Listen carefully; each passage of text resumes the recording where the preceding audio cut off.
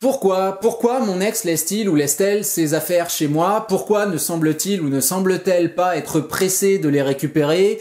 Est-on dans une forme de manipulation? Dois-je comprendre quelque chose de particulier? Comment réagir? Voilà des questions qui vont faire hérisser les poils et lever les sourcils, et nous répondons à tout ça dans cette vidéo juste après le générique.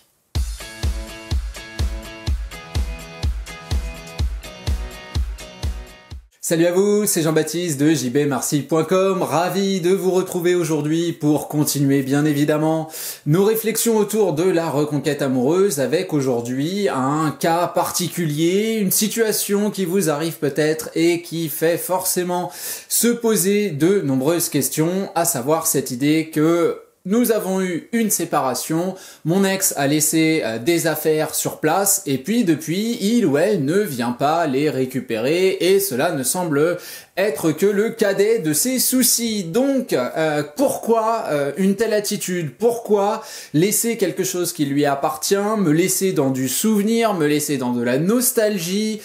Est-on en train de me manipuler pour garder une porte ouverte, pour jouer avec moi? Dois-je y voir pas mal d'opportunités? On se doute que ça fume dans votre tête, et à travers le contenu du jour, j'ai décidé de mettre 3 raisons en relief. Encore une fois, pas nécessairement une liste exhaustive, mais 3 idées qui nous montrent que ce principe-là est peut-être éloigné de ce que vous ressentez, ce qui serait pas hyper étonnant étant donné que l'objectivité et la rupture amoureuse, en général, ce sont pas des choses qui vont main dans la main. Donc sans plus tarder, moi je me propose d'attaquer nos 3 points, nos 3 idées, pour ensuite évidemment derrière discuter de votre adaptation, de ce que vous devriez faire, de ce que je ferais à votre place si effectivement j'avais toujours les affaires de mon ex chez moi.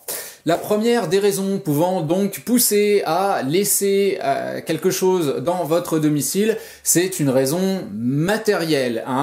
On sait que qui dit départ du lieu de villégiature commun dit forcément nécessité d'en retrouver un autre. Alors parfois on a des phases de transition, amis, famille, ce qui par définition explique, avec le manque de place et puis cette impression de squatter chez les gens, qu'on ne puisse pas fondamentalement reprendre toutes ses affaires, ça on va le comprendre très simplement. Et puis nouvelle localisation donc qui sera plus personnelle, que ce soit la prise d'un appartement, la location d'une maison, seul ou avec quelqu'un d'autre d'ailleurs, que colocation, nouvelle relation, etc., etc. On comprend qu'il va y avoir une réorganisation de l'espace et une nécessité de réappropriation de l'espace. Quand on arrive dans un nouvel appartement, dans une nouvelle maison, on veut faire ses marques, mais on note aussi que si on va évidemment arriver avec les meubles et les vêtements et toutes les affaires qui nous correspondent, qui marquent un petit peu notre personnalité et puis qui nous permettent de pas tout racheter sur place, il va aussi très souvent y avoir cette idée de créer quelque chose de neuf, de repartir d'une page blanche. Surtout après une rupture amoureuse, on trouve pas ça forcément étonnant, on le comprend, besoin de reconstruction, envie de différence, de contraste, pour la personne qui part comme pour vous, et du coup, c'est vrai qu'on peut se retrouver confronté à pas mal d'idées comme l'achat de nouveaux meubles, et qu'est-ce que je fais de la table basse? Alors c'est vrai qu'elle m'appartient, mais elle a toujours été dans le salon, est-ce que je la récupère? Est-ce que je te la laisse? Est-ce qu'on la vend? Etc., etc. Des idées qui font que on va peut-être laisser effectivement de côté certaines choses, certains objets, certaines idées. Derrière, on comprend bien que cette contrainte matérielle, elle existe sur différents plans. Il y a effectivement le fait de trouver la place pour chaque objet. Il va y avoir aussi le fait de l'organisation. Comment est-ce que je fais ça? Je ramène un gros camion, je prends tout, j'envoie des potes, je viens moi-même avec mes potes. Est-ce que toi, tu peux me ramener des choses de temps en temps? On comprend qu'il va y avoir une difficulté de faire des allers-retours et matériel, physique avec la bagnole, et dans la discussion autour de terrains qui est un terrain relativement difficile, puisque derrière il y a pas mal de symbolisme, forcément pour vous, cette difficulté là. Donc on comprend que la raison matérielle, alors j'allais dire le je m'en foutisme, la flemme, sont aussi des raisons matériello-pratiques, j'ai envie de dire. Et je voulais juste mettre une petite anecdote en relief, quelque chose qui m'est moi-même arrivé au moment où j'ai dû partir d'une colocation parisienne, tout près de Paris, Bourg-la-Reine, voilà, si ça vous intéresse. On louait un appart, on était 4, et cet appartement-là, il a fallu le laisser pour diverses raisons. La première, c'est que je voulais partir en Suède, et puis bon, il y avait des soucis avec le proprio, etc., etc. Bref, c'est pas le problème. En tout cas, l'idée, c'est que on part de cet appartement-là. Moi, je peux pas partir directement en Suède, donc mon premier lieu de villégiature, c'est de retourner chez mon père et ma belle-mère, qui habitent dans le centre de la France, à 200 et quelques kilomètres de Paris. Donc on imagine bien qu'à l'époque, j'avais une bagnole, alors c'est un pot de yaourt, pour les connaisseurs de voitures, c'était une Rover série 111, donc c'est, t'as la voiture sans permis, puis t'as la Rover, quoi, hein. C'est le truc, alors ça a de la pêche, mais c'est, voilà, c'est tout petit, donc dans ton coffre, bah tu mets 3 slips, quoi, et puis ton Monopoly, hein, je veux dire, à partir de là, c'est bon, ta voiture, elle est pleine, donc grosse difficulté à trimballer pas mal de choses, et donc avant mon lieu de villégiature, j'ai fait un arrêt au stand, si vous voulez, chez une très bonne amie qui était d'ailleurs une de mes colocs, chez ses parents, et on a laissé pas mal de mes affaires là-bas avec cette idée, ouais, je reviens la semaine prochaine, quoi. Bon, bah ça fait 15 ans que je dois revenir la semaine prochaine, hein, quelque chose comme ça. Donc j'ai laissé des affaires, et à la fin, effectivement, il y a eu cette idée que, bah écoute, garde-les, quoi, voilà, garde-les, vends-les, jette-les, je sais pas, j'ai laissé une guitare, donc bah elle est peut-être devenue lead d'un groupe de rock, j'en sais rien, je l'ai pas vu sur scène, mais si c'est le cas, et bah écoute, j'espère que tout se passe bien pour toi. Voilà, mais l'idée c'est véritablement ça. Alors vous me direz, c'est pas un ex, c'est pas une ex, non bien sûr, mais la contrainte de l'aller-retour, la planification, j'allais dire à 2 balles, hein, cette idée de oui, je ferai plus tard, et puis entre-temps, bah il y a les problématiques de mon quotidien qui vont apparaître, on comprend que ça va être compliqué. Et puis dans l'espace matériel, dans l'espace de la contrainte, de la réorganisation, bah, il y a aussi le relationnel avec vous, venir vous voir et se dire que vous allez sans doute avoir mal, que ça va pas sans doute super bien se passer. On comprend qu'il y ait un poids, et dans ce poids-là, on va d'une situation où on va être extrêmement conflictuel parce que bah, il y a plein de choses qui sont pas réglées. Vous allez être peut-être dans le questionnement, dans le reproche, dans ce genre de choses vis-à-vis de votre ex, jusqu'au contraire où on va être dans une nostalgie totale. Et j'ai vu beaucoup de rendez-vous, hein, de moments où la personne vient chercher ses affaires chez nous et où finalement, bah effectivement, soit ça se finit en esclandre, soit ça se finit même, on se prend dans les bras à pleurer tous les deux parce que bah il y a quand même, comme je vous le disais tout à l'heure, un symbole très très fort.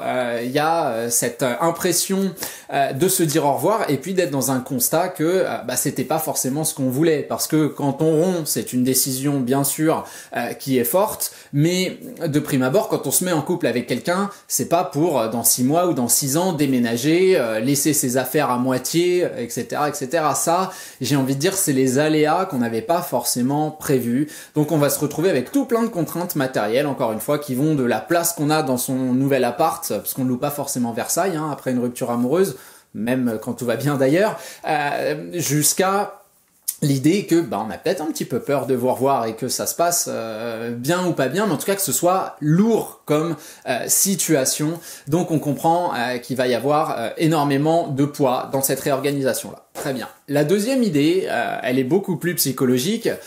C'est une idée symbolique. Le symbole, c'est quelque chose qui fait énormément réfléchir l'être humain, sous toutes ses coutures, j'ai envie de dire, et l'idée, le symbolisme qu'il y a derrière le fait de retirer mes affaires de chez toi, bah c'est véritablement un effacement de mon passage dans ce lieu de résidence. C'est le fait de mettre le mot fin à la fin du bouquin, quoi. On a certes pris la décision, mais maintenant il faut passer à l'acte et vraiment peut-être même se disputer pour des choses qui étaient censées nous appartenir, qu'on partageait à deux. Quand je dis nous appartenir, c'est aux deux entités. Il faut pas oublier que la logique du couple, à la base, c'est quand même une logique de partage et une logique de communication. Alors oui, il y a le mariage avec des contrats de mariage où on va pouvoir faire un listing de ce qui nous appartient, mais de base, la jouissance des dits meubles ou des dits choses, des dits objets, elle est quand même partagée, hein. J'imagine que vous demandez pas forcément l'autorisation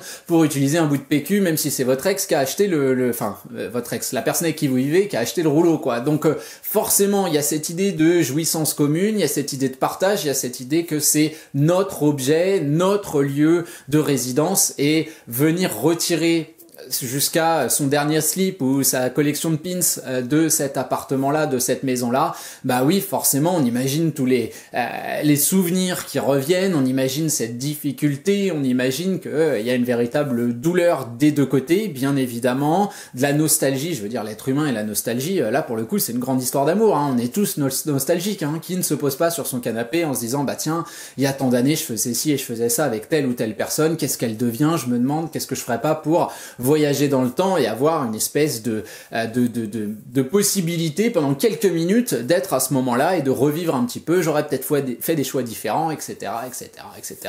Ce système-là, je pense que il est vraiment partagé absolument par tout le monde, il est universel. Donc, cette idée symbolique qui se cache derrière la reprise d'affaires, bah oui, c'est quelque chose qui représente une cassure de lien, qui représente quelque chose de difficile à assumer. Et puis encore une fois, on se doute que vous risquez de transpirer un petit peu des yeux, hein, quand même, au moment où la personne vient chercher ses affaires. Donc pas mal de difficultés. Et ce symbolisme-là, on vous a déjà fait mal avec la rupture amoureuse. On n'a peut-être pas, dans son imagerie, envie de vous retirer le dernier symbole, le dernier peut-être espoir que vous avez, je ne sais pas. En tout cas, il va y avoir une difficulté liée à ça, et on le comprend bien. On le sait, hein, d'ailleurs, que ces situations ne sont pas évidentes, et dans cette vidéo, moi je voulais placer aussi une anecdote qui m'était arrivée, où on voit finalement, on m'a jeté le poids du symbolique en plein visage, et ça se passe de manière très simple, c'est que je reviens de Suède, je romps avec ma compagne de l'époque. Et donc, je vivais dans un appartement où elle venait très souvent, où elle avait des affaires. Donc, il est évidemment question qu'elle reprenne ses affaires, elle jouait de la flûte, qu'elle reprenne ses partitions et tout, machin, évidemment. Hein. Moi, j'aimerais bien être musicien, mais je ne le suis pas. Donc, c'est pas moi qui vais m'en servir. Puis la flûte, en plus, c'est pas forcément l'instrument que je choisirais. Donc, sans critique de ma part, mais c'est pas mon délire. Donc, je vais pas m'en servir. Il y a pas de souci. Donc, évidemment, puis les vêtements non plus, les vêtements féminins, ça a pas tendance à m'aller super bien, quoi. Donc, j'évite. Voilà. Donc évidemment, cette idée de reprendre ses affaires. Et le jour où ça s'est passé, le problème c'est que juste avant, on avait eu une petite discussion pimentée, dira-t-on, tout simplement, un aveu de ma part, hein. La discussion d'avant, c'est quand je lui dis que c'est terminé et que on me demande si j'ai rencontré quelqu'un, et je dis bah oui, effectivement. Donc on imagine que ça passe moyen mou, hein, et on m'avait donné, comme je vous l'avais déjà dit, le titre honorifique de roi des connards. Donc elle sait très bien que quand elle revient dans l'appart, enfin dans le château du coup, je vais avoir ma petite couronne, mon sceptre, et ça va pas forcément bien se passer. Non pas que je sois rancunier et tout, mais vous imaginez recevoir ça en pleine tronche, mérité, hein, je suis parti, j'ai rencontré quelqu'un d'autre, y a pas de souci, mais on comprend que je sache pas forcément comment réagir lorsqu'elle vient chercher tout ça. Donc en fait, ne sachant pas comment réagir, je reçois mon petit coup de fil qui me dit écoute, je viens chercher mes affaires dans 10 minutes, un quart d'heure. Moi je me mets devant la console parce que déplacement de focus, hein, je me dis je vais faire autre chose, j'ai pas envie de l'accompagner dans toutes les pièces et de lui dire tiens ça c'est à toi, tiens oublie pas ton gel hydroalcoolique, cette saison c'est génial. Enfin vous voyez l'idée quoi, hein, je me dis qu'elle va naviguer, je vais la laisser faire, et puis si elle veut discuter elle se mettra sur le canapé avec moi et puis on parlera, allez je ferai pause, je suis sympa.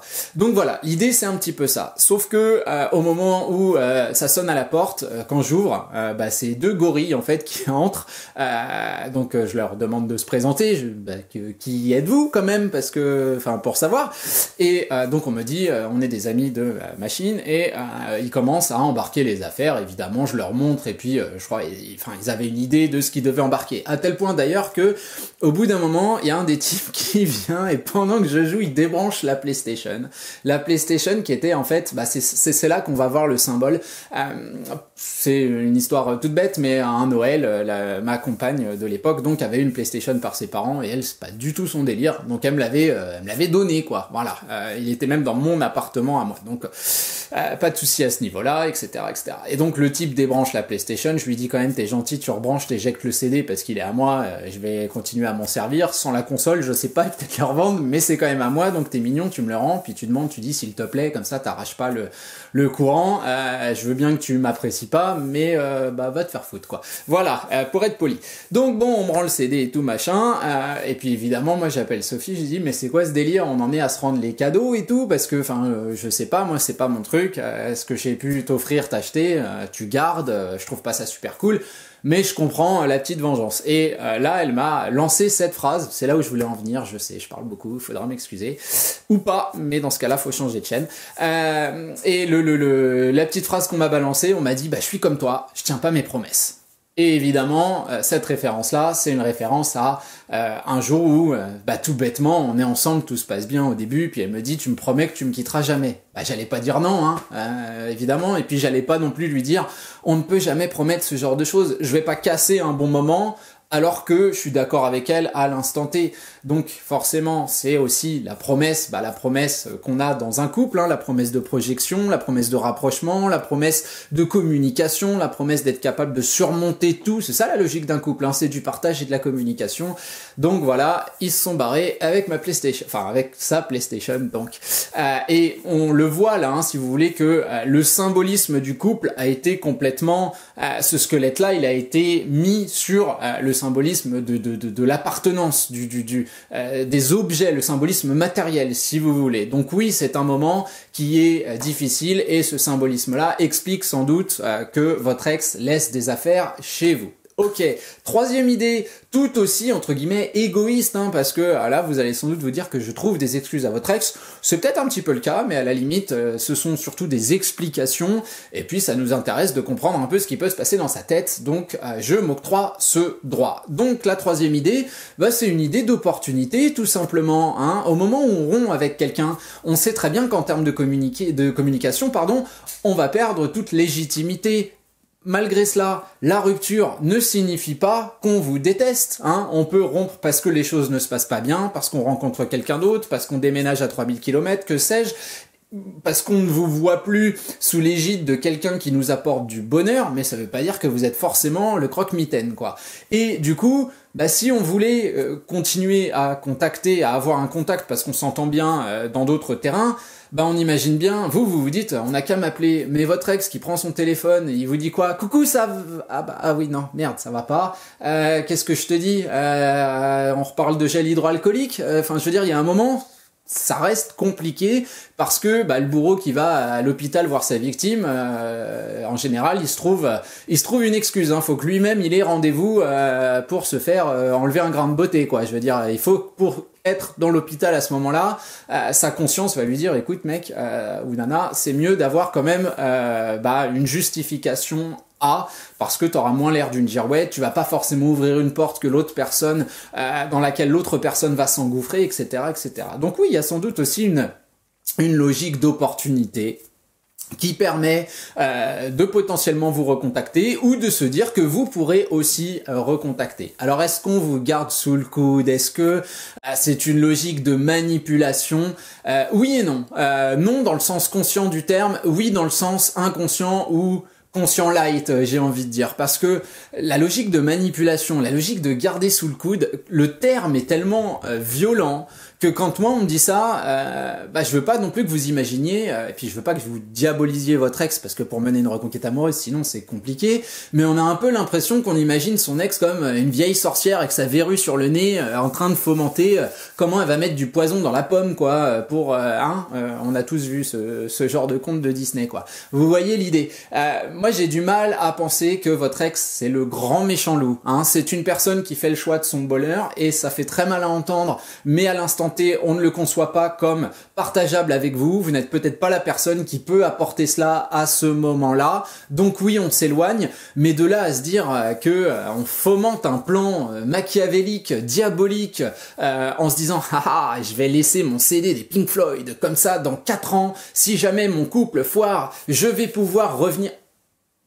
D'abord, la crédibilité, elle est où? Parce que vous, pendant ces 4 ans, 4 mois, 4 semaines, hein, on s'en fout, n'ayez pas peur du temps, mais vous faites votre vie aussi, donc il y a un risque, c'est que vous partiez, c'est que vous rencontriez quelqu'un d'autre, etc., etc.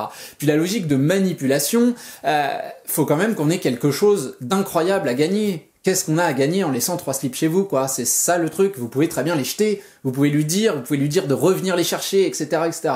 Donc, pour moi, c'est extrêmement discutable. Maintenant, est-ce qu'on se garde une opportunité, effectivement, au cas où, de se dire, bah écoute, il y aura un petit filet de communication, et puis on verra à ce moment-là comment les choses évolueront, si on reprend un contact ou pas, etc. Oui, ça c'est tout à fait possible. Après tout, vous faites partie du parcours des expériences de votre ex, et les expériences, ce sont des choses qui nous apprennent à vivre, qui nous apprennent à mieux cerner ce qu'on veut, qui on est, etc., etc. Et d'ailleurs, c'est notre logique aussi à nous, dans la reconquête amoureuse, de nous dire que l'une des justifications à notre communication, c'est le respect de notre histoire, non pas uniquement se baser sur la décision je ne veux plus te parler, je veux m'éloigner, mais un respect de tout ce que vous avez appris et connu avec votre ex qui crée une fibre, qui crée une communication. Donc finalement, que la personne face à nous fasse la même chose, perso, je trouve ça super intéressant. Donc oui, sans doute, une logique d'opportunité, mais encore une fois, il n'y a pas grand chose à gagner, sachant que vous avez toute liberté de réagir comme vous le voulez.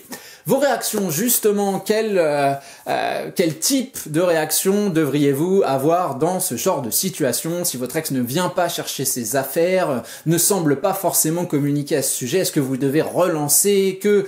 Comment gérer cette situation? La première idée, c'est une idée de conscience personnelle, de la manière dont vous vous sentez vis-à-vis de tout ça. Il y a une réorganisation de l'espace, réappropriation de l'espace, la personne n'est plus là, comme pour votre ex qui doit s'approprier même un espace inconnu ou nouveau. Vous devez vous réapproprier un espace qui appartenait à plusieurs personnes et qui vous appartient maintenant à vous tout seul ou toute seule. Donc oui, vous pouvez évidemment virer toutes les choses qui vont vous faire mal sur un point de vue de la nostalgie, quoi. Je sais pas, les photos de mariage, la coupe que lui ou elle a gagnée dans son sport, ou j'en sais rien, vous avez peut-être pas envie de les laisser traîner dans l'appartement, dans la maison. Maintenant, rien ne vous oblige à les jeter non plus. Personnellement, je sais que si ma compagne partait, oui, effectivement, je pense que très rapidement, j'enlèverais ce qu'elle laisse. Je sais pas si c'est des vêtements, à mon avis, parce que pour prendre tous ces vêtements, c'est plus un camion de déménagement qu'il faut, c'est minimum 15 tonnes, quoi. Donc effectivement, je pense que j'en stockerais une partie, je sais pas, dans une cave ou dans la véranda ou ce genre de choses. Alors il y a des gens qui vont argumenter que même ça me fait mal de savoir que les choses sont là, etc., etc. Quand on stocke des photos dans la cave, je veux dire, c'est la cave, quoi. On y va quand? On y va quand on va chercher une bouteille de vin. Perso, moi, je stocke mes balles de badminton que je commande, enfin mes volants, on appelle ça des balles ici, mais bref, je les commande par paquet de 50 ou 100 rouleaux, enfin tubes. Donc effectivement, je les laisse dans ma cave pour que ce soit un petit peu humide. Quand je vais chercher un pack, je me mets pas à regarder les vieilles photos qui traînent dans ma cave, quoi. Je veux dire, il y a un moment, on est aussi conscient de ce qu'on fait. Oui, c'est présent, mais le jeter à la poubelle ou presser un rendez-vous pour ça, ce qui est dommage, c'est que vous n'êtes pas forcément prêt, c'est que la personne face à vous les a laissés avec une raison qui est plus ou moins consciente, mais lui dire de venir chercher ces choses-là, c'est réactiver, ce qui était notre deuxième argument, le symbolique, en lui disant, écoute Coco, maintenant, moi, je veux plus rien qui t'appartienne à la maison, c'est terminé, page blanche, etc., etc. Alors vous me direz, ça m'aide à faire mon deuil, oui, mais ça reste une logique qui est quasi conflictuelle. En tout cas, le signe qui est renvoyé, c'est pas du tout léger ni dynamique, c'est plutôt le contraire, c'est voilà, moi, j'ai besoin que ce soit carré, j'ai besoin que, et on est quasi dans les logiques qui deviennent de l'ultimatum, qui devient de la menace, qui devient, alors pas du harcèlement sur le point d'un timing de communication qui gonfle la personne, mais où on lui dit, écoute, tu te dépêches, tu trouves une solution, t'assumes, maintenant, c'est ton problème, c'est ton problème. On comprend qu'on revienne pas vers vous avec un énorme sourire, même si matériellement, vous avez raison. Donc très clairement, moi je stockerais les choses quelque part, sauf si vraiment je ne peux pas et que ce sont des objets massifs. Je veux dire, s'il a laissé sa moto dans le salon, ça peut paraître étonnant, mais j'ai déjà vu ça. Effectivement, là par contre, il va falloir lui dire, l'appeler, lui dire répare, Carglass remplace, mais par contre, Carglass, pardon. Mais moi, je l'ai pas, le macaron de garage officiel. T'es gentil, je travaille pas chez Ducati, donc je peux pas la garder ta moto, quoi. Évidemment, hein, on est d'accord. Maintenant, si on parle d'une collection de pins ou d'une raquette de tennis, à mon sens, je serais vous, je ferais un petit effort là-dessus. Ça, c'est clair et net. Donc non, je ne stimulerai pas non plus de rendez-vous dans l'idée de se revoir pour lui rendre ses affaires. Oui, c'est un bon prétexte, mais avant de créer un rendez-vous comme ça, moi j'en ferai un outil de communication. Alors pas à outrance, mais vous le savez, notre communication elle est environnementale, et je sais que je vais prendre un exemple tout bête. Je suis sûr et certain que si elle partait, ma compagne elle prendrait pas ses livres de cuisine. Pourquoi ? Parce que aujourd'hui on est abonné, j'ai envie de dire. Enfin bref, on reçoit des menus qu'on fait nous-mêmes, hein, mais voilà, toute la semaine on sait ce qu'on va manger, on a déjà les ingrédients. On va chercher le grand sac de courses et puis on cuisine à partir de ça. Donc ça évite de se creuser la tête et tout. Du coup, les livres de cuisine, c'est vrai qu'on les ouvre plus trop, voire uniquement le week-end. Donc j'imagine c'est pas du tout le premier truc qu'elle emporterait dans son sac. Donc il suffirait que je sorte un de ces livres de cuisine et puis que je fasse une des recettes qu'on a toujours voulu faire, puis qu'on a toujours eu la flemme ou qui avait l'air compliqué et tout, que je foire le truc, je lui prendrai une photo du plat, d'abord de la recette et puis à côté du plat dégueulasse en lui disant finalement je comprends pourquoi on n'a jamais cuisiné ce truc là, c'est juste infâme, ça fait 2 jours que je vomis partout quoi. C'est nul, mais c'est basé sur le genre d'idée que je suis en train de partager avec vous. On est dans l'idée que ces affaires sont là, et puis oui je m'en sers, je me suis servi d'un livre de cuisine, je pense pas qu'on m'en veuille, et qu'il n'y a pas de stress, et puis en même temps ça vous fait votre petit clin d'œil sur effectivement un terrain de communication qui est familier à votre ex, puisque ce sont malgré tout ses affaires. Bon, je vous dis pas de mettre ses slips, hein, évidemment, mais vous comprenez un petit peu l'idée de finesse et l'idée de tout cela. Donc clairement, moi mon idée c'est de pas faire tout un monde de ce genre de choses, que oui sans doute il y a des raisons matérielles qui ont poussé votre ex à, il y a des raisons symboliques et il y a sans doute une raison d'opportunité, et puis pour les gens qui me diraient ouais mais mon ex a sûrement énormément besoin de ce genre de choses, ma façon de penser, j'ai peut-être tort, mais c'est que je me dis quand on part quelque part, même en week-end, en voyage, on a tendance à prendre le minimum vital avec nous, quoi, très clairement. Je sais que moi, si je pars en week-end, le premier truc auquel je vais penser, par exemple, c'est mon étui à lentilles, parce que je peux pas dormir avec et tout, c'est super chiant, mes yeux sont super fragiles. Ça et le sérum fille, c'est les premiers trucs que je vais mettre dans mon sac. C'est mon kit de survie, si vous voulez. Alors après, évidemment, c'est pareil, hein, des caleçons, des chaussettes, des t-shirts pour éviter d'avoir des fringues en carton qui collent un peu trop quand on transpire. Mais je veux dire, techniquement, les premières choses qu'on va prendre sont les choses dont on a vraiment besoin. Donc pas d'inquiétude ou de surinquiétude non plus dans l'idée de oh il lui faut absolument ce truc là, etc., etc. Si vraiment la personne a besoin, la personne vous recontactera pour les reprendre. Moi je serais vous, c'est pas du tout un terrain qui m'intéresserait.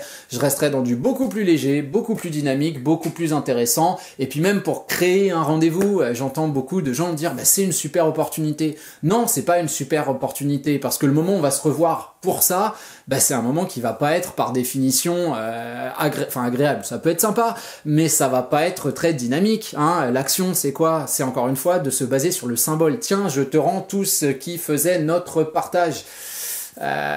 C'est une claque à la connivence, si vous voulez, hein. On est en train de lui mettre un coup de hachoir quand même, hein, dedans. Donc moi je trouve pas que ce soit hyper utile. Ce sont des moments où par lesquels on a besoin de passer.